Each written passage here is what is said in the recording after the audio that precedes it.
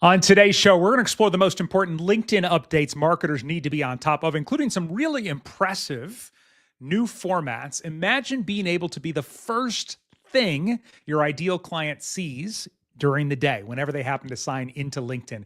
Also, LinkedIn has added a really cool feature that may draw more clicks to your newsletters and articles. We'll jump into that and more right now. My name is Jerry Potter, host of the Social Media Marketing Talk Show, where we break down all the latest social media news and what it means for marketers like you.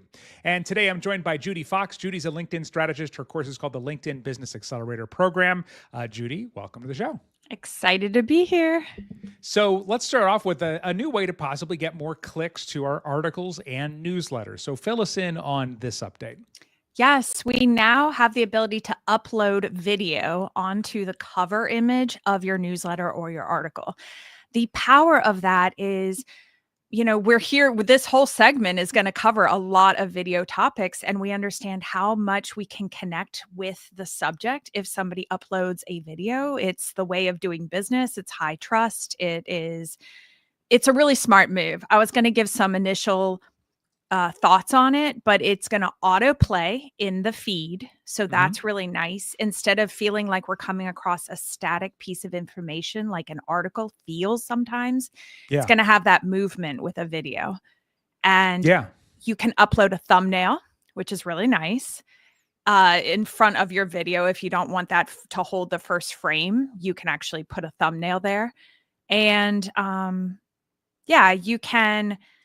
It's 3 seconds all the way up to 15 minutes. So that's pretty interesting. That's pretty long. And it's landscape. So it's not a vertical video format. It is a landscape format. Yeah. Okay. So I was kind of thinking about this, like, okay, how would we use this? And so that's interesting, that 3 second minimum, because you could just do sort of something to quickly grab attention enough to even just make them look at the title or read the caption and then hopefully click through. I like that custom thumbnail because then I don't know. I'm picturing other recovering perfectionists like me. When somebody's on the article, you may not want a weird freeze frame at the top. You might want something that looks looks nice. But especially I was going to say along that lines of the thumbnail, when you share a LinkedIn article or newsletter to another platform like Facebook or X, or you send it to a colleague, you want that thumbnail to probably look somewhat professional instead of maybe like you said, a freeze frame that you're making a certain face. Yes, as happens to all of us. And what I found, the more expressive we are, the worse our freeze frames are. But I wanted to ask you, do you see it like if somebody was going to build an article around a video they already made? So maybe, some marketers are publishing on YouTube and LinkedIn. They're already taking their YouTube video, turning it into a LinkedIn article and embedding the video. Do you see this as like an opportunity? Like, would you instead upload the video to the top of the article instead of embedding? Or I know it's early and we don't have access. All of us don't have access yet, but. Yeah, I was going to say that sounds like a great idea to test. And I would test it out for 3 or 4 in a row so you can actually get some data. The power of doing that is you are going to stand out as an early adopter on this tool. And we are always fascinated. We may not be early to LinkedIn right now anymore, but you can actually be early to a tool that LinkedIn rolls out. And so because this makes you look different on the platform, it catches people's eyeballs differently. So I think it's worth testing. You said when we were meeting before the show, you've only seen one person with it, or at least one person that had actually put it into place. And I imagine it that has out at you, started using it more than once. So I would give a shout out to Jim Louderback. He has uploaded 2 pieces that start with a video. And he's testing it out. And I absolutely love that. So if you have seen this, you have access to it, please let me, I would love to know personally, but if you want to put it in the comments or send me a direct message I truly would love to see this because I think it's a really powerful tool they've rolled out. Yeah. One more note I saw in there too is that when the email goes out about your newsletter or article, it's also the thumbnail there. So that's another way to even, get more attention drawn in, which is great. So, all right, we've got some other video updates too that we'll get to in just a second. Obviously, we talk about AI almost every week on this show. And if you are in a situation where you're, tired of drowning in repetitive tasks, maybe that squash your creativity, AI is making it so all of us can automate our content creation, streamline data analysis, handle boring tasks that you dread doing. And the result is you get hours back every single week for the stuff that actually matters and tasks that you enjoy.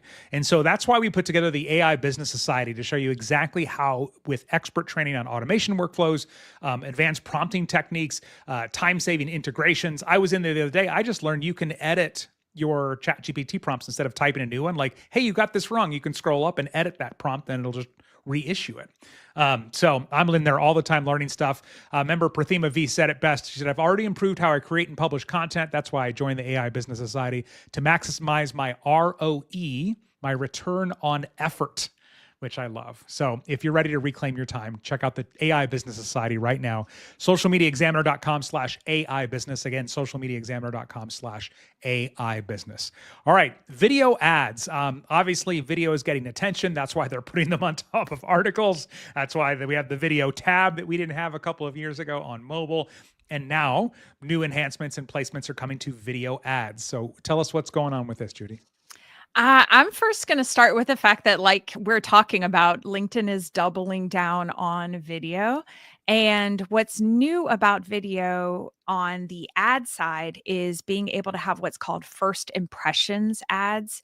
I don't know if you've opened up your news feed, but right at the beginning of your scroll, you're starting to see a vertical video right at the top of the day or right at the top of your experience on LinkedIn. What I think is really interesting about this ad is using it to announce something brand new for your business, or your just really want that immediate visibility on something that's really important to your marketing department. Like it's a pop in your world. Does that make sense? Like, yeah. So just to make sure I'm understanding. So this is this first impression ad, they're calling it. Essentially, you can say, I want to be the first ad. mm-hmm.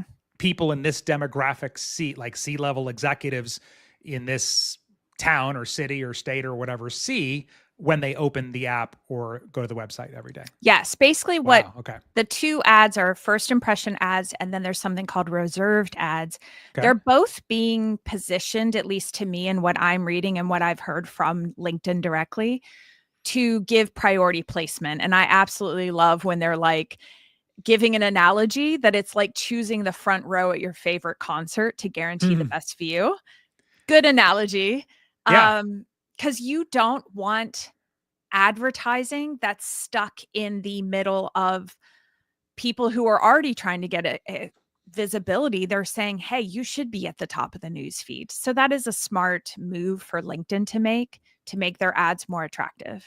Yeah, well, I do think that we are getting to the point where prioritized feed placement makes a huge difference. Like when I used to work in radio and TV, people would pay extra to be the first ad in the commercial break or the last ad in the commercial break, because the middle are the ones where people tune out and then don't come back, or they, like those are the ones that got missed. So I really like this also because I know for me, not on LinkedIn, but just, similarly on Facebook, the longer I scroll, usually the, worse my experience gets. And that's not when you want to show me your ad, right? Mm-hmm. You want to be earlier on with that. So, all right. Well, so we have the final piece go of the puzzle I was going to mention is, and LinkedIn told me this directly, where the thought leader ads are really becoming very important to C-suite executives who want to be active on LinkedIn, but they're an executive, they're not sure how to show up on video. And this type of ad is really attractive to them because it is something that can position them as a thought leader, a short video from that person, not trying to be advertising, but to actually amplify the executive's voice. Got it. Okay. So we have first impression ads and reserved ads, which are supposed to be available globally later this year. And then one more type of ad that they announced, video ad. The CTV ads. You probably can take this one better than me.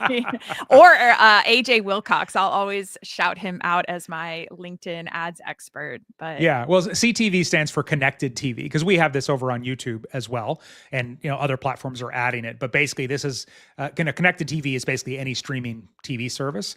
And so it looks like now these are available in the US and Canada, generally, they're saying, they don't say universally, but essentially you'll be able to run ads from your LinkedIn dashboard on like Paramount content, Paramount Plus, some of the CBS shows, different things like that. So it's really interesting to see. And I think, when we think about the barriers to trying out new formats, if you were just kind of sitting around marketing your client, if you're an agency or marketing your own business, you wouldn't just be like, I'm gonna buy ads on Star Trek, for example, or something. I'm trying to think of like CBS properties. But if it was built in there and you're like, oh, I can just add that in there, I think that's great because it removes some of that friction. So all right. And then they are, as in other ways, also continuing to make videos easier to create and turn into ads too. So update us on this. The Adobe Express integration, I think what it shows is they're trying to make creating a video ad less painful, less heavy lifting for the team, and to integrate tools. And you're going to see that's the second theme is let's make video easier, and then let's connect it to tools, because the world of tools and AI, like you mentioned, it's going to make the return on effort. Is that the expression? Yes, the ROE. Yeah. I love that. That was really great to hear that. So it's going to increase the ROE. Yeah. I'm glad you brought that up again, because I love that phrase too. I want to start using that more. So yeah, which is great. And then, speaking of, again, all of this is kind of moving away from friction, and, you've met with LinkedIn and they've been very clear on that.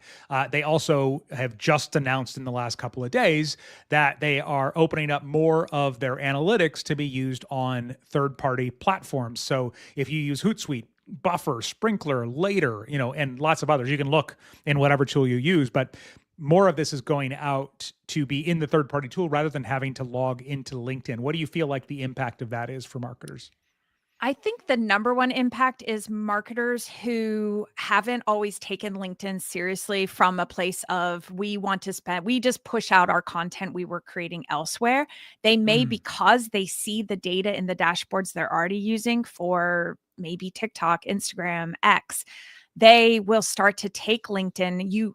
What's seen and measured is something you start paying attention to. So if they're going to start to see the data inside Hootsuite, Buffer, Later, they will maybe take their content and their strategy. They might start looking at it a little more, because they don't have to run over to LinkedIn, go check it out as a separate task from their other channels.